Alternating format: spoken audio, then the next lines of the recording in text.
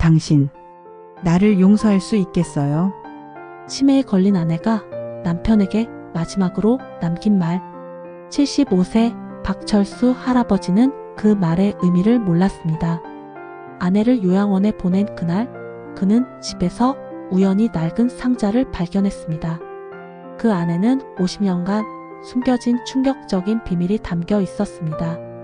아내는 다른 사람이었습니다. 그가 알던 아내가 아니었습니다. 여러분 준비되셨습니까? 이 이야기를 듣고 나면 절대 잊을 수 없을 것입니다. 여보, 우리 어디 가는 거예요? 순자는 같은 질문을 10번도 넘게 반복했습니다.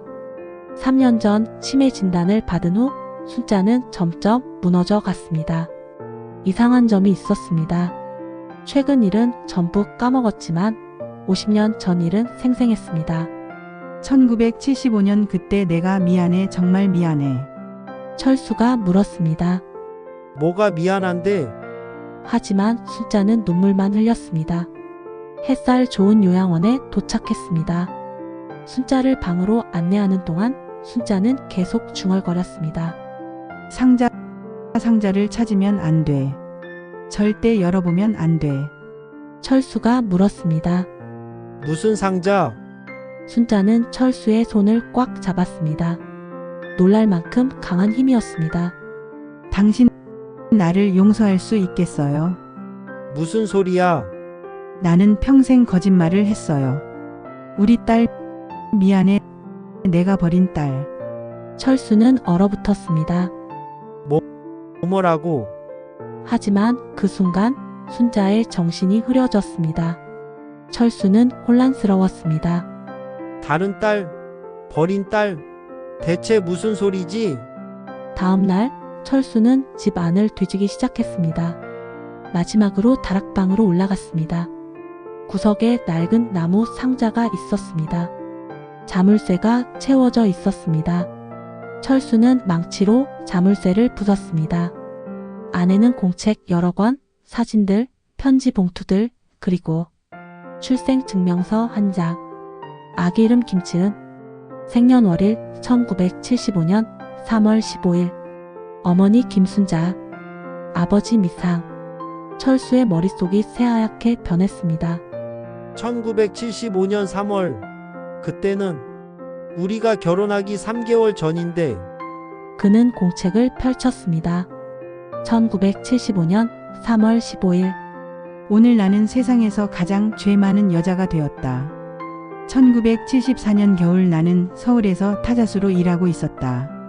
그리고 약혼자 민호가 있었다. 철수는 손이 떨렸습니다. 약혼자? 순자는 자신이 첫사랑이라고 했었습니다. 민호는 완벽한 남자였다. 잘생기고 똑똑하고 부유한 집안. 하지만 1974년 12월 모든 게 무너졌다. 민호의 집에 초대받은 날 나는 그의 아버지를 만났다. 강 회장, 대기업 총수였다. 강 회장은 차갑게 말했다. 당신과 우리 민호는 신분이 맞지 않소. 이거 받고 사라지시오. 5천만 원이요. 나는 수표를 집어 던졌다. 하지만 더 충격적인 일은 그 다음이었다. 민호가 들어왔다. 순자 씨, 미안해요. 하지만 아버지 말씀이 맞아요. 우리는 너무 다른 세상 사람이에요. 철수는 분노가 치밀었습니다. 나는 한강 다리 위에 섰다. 여기서 뛰어내리면 모든 게 끝나겠지. 하지만 뛰어내리지 못했다. 대신 술을 마셨다. 혼자서. 거하게. 기억이 없다. 그날 밤 무슨 일이 있었는지. 다음날 아침 호텔 방에서 깨어났을 때 옆에 모르는 남자의 뒷모습이 보였다. 철수는 공책을 떨어뜨렸습니다. 철수는 다시 공책을 집어 들었습니다. 그 남자는 30대 후반쯤으로 보였고 양복을 입고 있었다. 나는 비명을 질렀다. 남자는 당황하며 일어났다. 아가씨, 어젯밤 일은 미안하오. 당신이 너무 취해서. 나는 그를 밀쳤다. 남자는 돈을 놓고 나갔다. 2주 후 나는 깨달았다. 생리가 멈췄다는 것을. 병원에 갔다. 임신 5주차. 나는 병원 복도에 주저앉아 울었다. 민호에게 갈 수 없었다. 그 남자, 이름도 몰랐다. 나는 혼자였다. 완전히. 아이를 낳고 입양 보내기로 했다. 고향으로 내려갔다. 부모님께는 거짓말을 했다. 1975년 3월 15일. 딸을 낳았다. 3일 동안 아기를 안고 있었다. 엄마가 너를 키울 수 없어서 미안해. 입양기관에 아기를 넘겼다. 차가 떠나는 것을 보며 나는 무너졌다. 철수는 눈물을 닦았습니다. 순자, 너는 그렇게 힘들었구나. 아이를 보낸 후 2개월. 어머니가 중매를 주선했다. 이웃집 박신의 아들이 너를 만나고 싶다고 한다. 그렇게 나는 박철수를 만났다. 철수는 순박했다. 착했다. 민호처럼 잘생기거나 똑똑하지 않았다. 하지만 그의 눈빛은 진실했다. 나는 결혼하기로 했다. 하지만 그에게 거짓말을 했다. 나는 순결한 처녀인 척했다. 첫날 밤 철수는 조심스러웠다. 나는 아픈 척 연기했다. 철수는 자기가 내 첫 남자라고 믿었다. 그리고 나는 평생 그 거짓말을 유지했다. 철수는 배신감을 느꼈습니다.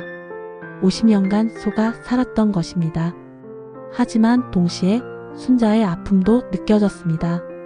철수는 다음 공책을 집어 들었습니다. 두 번째 공책의 날짜는 1990년이었습니다. 1990년 8월 3일. 오늘 나는 충격적인 것을 보았다. 백화점에서 나는 그녀를 봤다. 15년 전 내가 낳은 딸, 지은이. 나는 그 아이를 한눈에 알아봤다. 내 눈, 내 코, 내 입술. 그 아이는 한 부부와 함께 있었다. 입양한 부모였다. 아이는 행복해 보였다. 나는 사립탐정을 고용했다. 지은이의 입양 부모가 누구인지 알아내고 싶었다. 한 달 후 탐정이 보고서를 가져왔다. 입양모 한미선 43세. 입양부 강민호 45세. 직업 대기업 부회장. 철수는 눈이 휘둥그레졌습니다. 강민호, 그 옛날 약혼자. 민호가 내 딸을 입양했다고? 탐정이 설명했다. 강민호 씨는 1975년 결혼했지만 부인이 불임이었습니다. 그의 여자 아기를 입양했습니다. 우연일까? 아니면 그가 알고 있었던 걸까?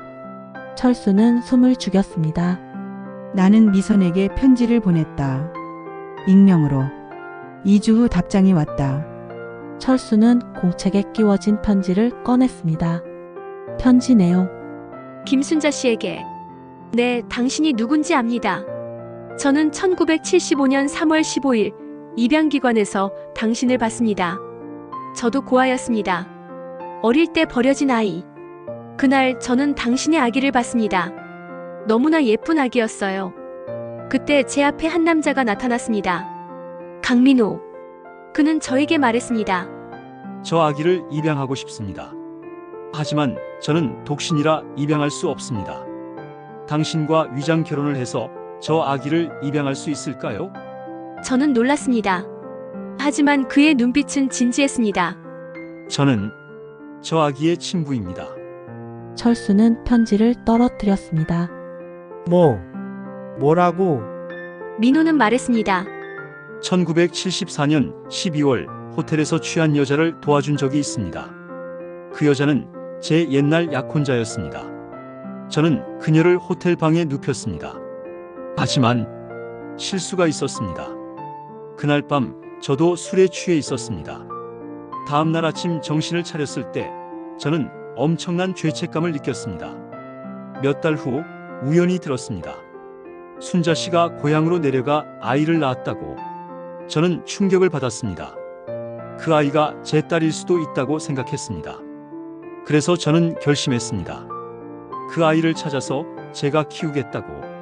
하지만 독신 남성은 입양이 어려웠습니다. 그래서 한미선 씨에게 제안한 겁니다. 위장 결혼을 하고 함께 아이를 입양하자고. 처음엔 위장 결혼이었지만 아이를 함께 키우면서 우리는 진짜 부부가 되었습니다. 지은이는 우리의 전부입니다. 김순자 씨 감사합니다. 우리에게 이렇게 예쁜 딸을 주셔서. 지은이는 입양 사실을 알고 있습니다. 그리고 언젠가 생모를 만나고 싶다고 합니다. 만약 당신이 원하신다면 지은이를 만나실 수 있습니다. 한미선 올림. 철수는 다음 공책을 펼쳤습니다. 1990년 9월 1일. 오늘 나는 지은이를 만났다. 15년 만에 내 딸을 다시 안았다. 민호와 미선이 저녁 식사에 초대했다. 철수에게는 대학 동창 모임이라고 거짓말했다. 지은이가 있었다. 15살. 중학생. 식사가 끝날 때 지은이가 나에게 말했다. 이모, 저 사실 알아요. 이모가 제 진짜 엄마라는 거요. 지은이가 울었다. 엄마, 저를 낳아주셔서 감사해요. 나는 지은이를 안았다. 15년 만에 내 딸을 안았다. 그날 이후 나는 지은이를 자주 만났다. 철수 몰래. 지은이는 나를 순자 이모라고 불렀다. 하지만 우리는 알고 있었다. 우리가 모녀라는 것을. 철수는 배신감을 느꼈습니다. 30년 넘게 속였다니. 하지만 동시에 이해도 됐습니다. 순자는 어떻게 말할 수 있었을까? 마지막 공책이었습니다. 2024년 1월 1일. 새해 첫날. 나는 74세가 되었다. 치매 진단을 받은 지 1년. 기억이 점점 흐려진다. 하지만 이상하게도 지은이의 얼굴은 선명하다. 어제 지은이가 찾아왔다. 지은이는 이제 49세. 두 아이의 엄마다. 지은이가 말했다. 엄마, 이제 그만 비밀을 밝히세요. 아버지께 말씀하세요. 나는 고개를 저었다. 안 돼. 철수는 평생 나만 바라보고 살았어. 내가 그를 배신한 거야. 하지만 나는 알고 있었다. 내 시간이 얼마 남지 않았다는 것을. 곧 나는 모든 것을 잊을 것이다. 철수도 지은이도 내 인생도. 그래서 나는 이 공책들을 상자에 담았다. 그리고 다락방에 숨겼다. 언젠가 철수가 이것을 발견하길. 그리고 모든 진실을 알게 되길. 철수, 당신을 만나 행복했어요. 50년간 나를 사랑해줘서 고마워요. 사랑해요. 순자가. 철수는 공책을 덮었습니다. 눈물이 멈추지 않았습니다. 상자 맨 밑에서 마지막 편지를 발견했습니다. 철수에게. 내가 죽은 후에 읽어주세요. 사랑하는 내 남편 철수에게. 이 편지를 읽고 있다는 것은 내가 이미 세상을 떠났다는 뜻이겠죠. 당신에게 평생 숨긴 것이 있어요. 나는 결혼 전에 아이를 낳았어요. 그리고 입양 보냈어요. 당신은 배신감을 느낄 거예요. 맞아요. 나는 거짓말쟁이에요. 하지만 한 가지만은 진실이었어요. 당신을 사랑했다는 것. 민호를 만났을 때 나는 그를 사랑한다고 생각했어요. 하지만 그것은 환상이었어요. 당신을 만났을 때 나는 진짜 사랑을 알았어요. 평범하지만 진심인 사랑. 당신과 함께한 50년이 내 인생에서 가장 행복한 시간이었어요. 그리고 부탁이 있어요. 지은이를 만나주세요. 그 아이에게 말해주세요. 엄마가 평생 그 아이를 사랑했다고. 사랑해요, 철수. 다음 생에도 당신을 만나고 싶어요. 당신의 아내 순자. 편지 뒷면에는 전화번호가 적혀 있었습니다. 김지은 010-2485-0000. 다음 날 아침, 철수는 요양원으로 향했습니다. 상자를 들고. 순자야. 순자가 돌아봤습니다. 철수를 알아보지 못했습니다. 나요. 당신 남편. 철수는 순자 옆에 앉았습니다. 이거 봐. 당신이 쓴 공책들이야. 철수는 한 페이지를 읽어줬습니다. 순자의 눈에 눈물이 고였습니다. 딸. 나한테 딸이 있었나요? 응. 지은이. 너무 예쁜 딸. 순자가 울기 시작했습니다. 나는 나쁜 엄마예요. 철수가 순자를 안았습니다. 아니야. 너는 좋은 엄마였어. 최선을 다했어. 그리고 순자야, 나는 너를 용서해. 너의 비밀 다 알고 있어. 그리고 괜찮아. 순자는 철수를 쳐다봤습니다. 잠시 후 순자의 눈이 또렷해졌습니다. 당신 철수. 그래. 나야. 순자가 울었습니다. 미안해. 정말 미안해. 미안할 것 없어. 나는 행복했어. 50년간. 철수는 핸드폰을 꺼냈습니다. 순자야, 지은이한테 전화할까? 지은이가 너를 보고 싶대. 지은이? 우리 딸? 응, 우리 딸. 1시간 후 요양원 방문이 열렸습니다. 50대 여성이 들어왔습니다. 그녀는 순자를 닮았습니다. 엄마, 지은이가 순자에게 다가갔습니다. 순자는 지은이를 보며 울었습니다. 지은아. 우리 딸. 엄마, 보고 싶었어요. 두 사람은 껴안았습니다. 49년 만에 재회. 철수는 두 사람을 바라보며 미소 지었습니다.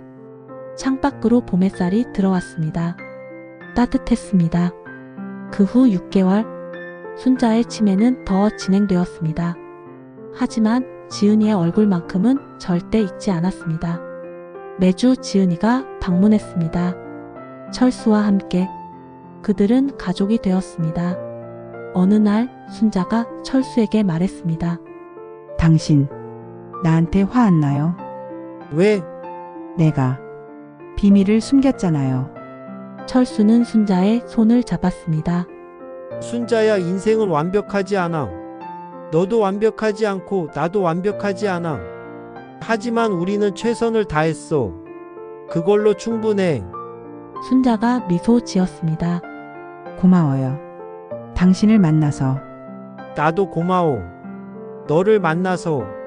철수는 순자를 안았습니다. 그리고 생각했습니다. 사랑은 완벽함이 아니라 불완전함을 받아들이는 것이구나. 박철수와 김순자는 지금도 함께 살고 있습니다. 김지은은 매주 요양원을 방문하며 두 분을 돌보고 있습니다. 철수 할아버지는 말합니다. 인생에는 숨겨진 이야기들이 있습니다. 하지만 그 이야기들이 우리를 만듭니다. 그리고 진짜 사랑은 그 모든 이야기를 받아들이는 것입니다.